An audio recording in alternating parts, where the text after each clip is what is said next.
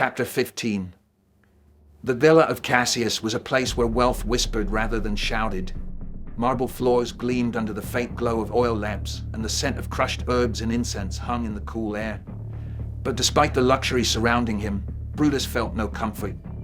He entered without ceremony, his steps echoing against the polished stone. His jaw was clenched, and his expression was tight, as though he carried a weight too heavy for one man to bear. Cassius, lounging on a cushioned couch draped in fine cloth, looked up as Brutus entered. His brow lifted, but his posture remained relaxed, a man who measured words and actions with the precision of a blade. "Brutus," Cassius greeted, his tone light but his eyes sharp. "Have you come to share good news, or has Rome given you another reason to frown?" Brutus didn't answer immediately. He paced, his footsteps tracing an invisible pattern across the marble floor. The tension in his body was palpable, his movements restless, as though the words he carried burned within him. "It's done," Brutus finally said, his voice low and strained. "Caesar." He paused, as if speaking the words aloud would make them real. "Caesar has declared himself dictator perpetuo." Cassius's casual demeanor vanished. His body stiffened and he sat up straighter, his fingers steepling as his mind worked through the implications. "Dictator for life," he murmured, the words hanging in the air like a blade suspended over Rome. The Republic is a corpse, Cassius." Brutus's voice was tight, his frustration barely contained.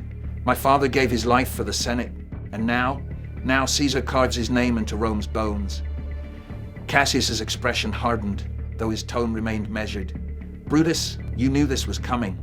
He leaned forward, his elbows resting on his knees, his eyes locked onto Brutus like a predator studying its prey. "We spoke of this possibility," Cassius continued, his voice calm but laced with purpose. "And yet, you still hoped he would choose honor." Brutus stopped pacing, his fists clenched at his sides. His eyes met Cassius's, burning with a mixture of anger and sorrow. "Hope is a fool's comfort," Brutus said softly, his jaw tightening. "But what choice do we have now? He holds the legions. He holds the people."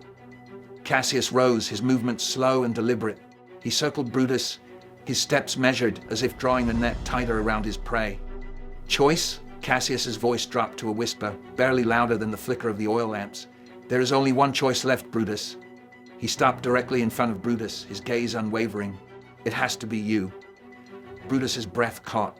The words, though softly spoken, struck like a hammer. "You are the son of Servilia, nephew to Cato. The people trust your name, if Rome is to be saved." Cassius's voice was barely above a whisper now, but its weight filled the room. Brutus's expression was unreadable, but Marcus, standing quietly in the shadows near the doorway, saw it. The moment when Brutus's heart hesitated, caught between duty and treason. Cassius placed a hand gently on Brutus's shoulder, his grip firm but not forceful. "It has to be you," he repeated, his voice softer now, almost pleading. Brutus's jaw clenched again, but he said nothing. The silence that followed was heavier than any words. Marcus watched it all unfold, his mind racing. He understood the gravity of what had just been set in motion. A storm was gathering, and Brutus was standing at its center. The marketplace was alive with sound and color. Vendors shouted over one another, each trying to draw attention to their wares. Fresh figs, honeyed pastries, and bundles of herbs. The scent of roasted meat mingled with the tang of smoke and the earthy aroma of damp stone. Slaves hurried past, carrying baskets and amphora, while children darted between stalls, their laughter echoing through the crowded bazaar. But amidst the noise and chaos, Brutus moved with purpose. His expression was unreadable, his eyes scanning the crowd with a practiced gaze. Marcus followed closely, his senses heightened. He had learned to read Brutus's moods. This was not a man lost in thought. This was a man on a mission. Brutus stopped near a modest stall selling jars of olive oil and dried figs. The vendor, an older man with weathered hands and sharp eyes, barely looked up as Brutus approached. "Something for the household, Dominus?" the vendor asked, his tone polite but practiced. Brutus didn't answer immediately. His hand hovered over a jar, his fingers brushing lightly against the smooth clay. "Do you have anything?" Brutus's voice was barely above the market's din, his tone casual, but Marcus sensed the weight behind the words. "For troubled minds." The vendor's hands paused in mid-motion. His eyes flicked up, meeting Brutus's briefly before dropping again. Perhaps the vendor's tone was equally measured, the words laced with hidden meaning. He reached beneath the stall, producing a small, unremarkable pouch wrapped in coarse linen. "Fennel and wormwood," the vendor murmured, his voice just loud enough for Brutus to hear. "Good for clarity and quiet." Brutus's fingers brushed the pouch, but he didn't take it. Instead, he spoke softly, barely moving his lips. "Tell him," Brutus murmured, his voice like a breath carried by the wind. "The meeting is set." The vendor's expression didn't change, but Marcus saw the slightest nod of acknowledgement. "For the usual price?" the vendor asked, his tone as neutral as ever. Brutus finally picked up the pouch, weighing it in his hand. "No," Brutus said quietly, his gaze distant. "This one costs more." The vendor said nothing more, but Marcus could feel the shift in the air, a current of silent understanding passing between them. Brutus turned, the pouch slipping into the folds of his tunic as he moved away from the stall. Marcus followed, but his mind was already racing. A message. Brutus wasn't simply gathering allies, he was activating a network. Marcus's gaze lingered on the vendor as they melted back into the crowd. The older man had already returned to his work, his hands moving with practiced ease, but Marcus knew better. That was no simple transaction. Brutus moved with renewed focus, his stride purposeful, but Marcus felt the weight of what he had just witnessed. The conspiracy was no longer whispered in the dark. It was moving. And Rome would feel the tremors soon enough. The marketplace was still a blur of life and sound. Brutus walked ahead, his pace steady but his mind clearly elsewhere. His grip on the pouch hidden within his tunic was firm, but Marcus sensed that the weight he carried now wasn't in his hand, it was in his heart. Marcus followed silently, his mind swirling. The encounter with the vendor had confirmed it. Brutus was building something, a network, a conspiracy, and Marcus was caught in the middle of it. But as they moved through the crowded stalls, a soft sound pulled Marcus from his thoughts. The noise was barely louder than the rustle of fabric in the breeze, but Marcus heard it. His steps faltered, his head tilting slightly toward the sound. It came again, more insistent this time, from just beyond a narrow gap between two stalls. Marcus's pulse quickened. He cast a quick glance toward Brutus, who was a few steps ahead, momentarily distracted by a merchant offering finely woven linens. Now, Marcus slipped to the side, his movements quiet, almost instinctive. He eased through the narrow gap, the scent of spices and cured meat hanging heavy in the air. "Marcus."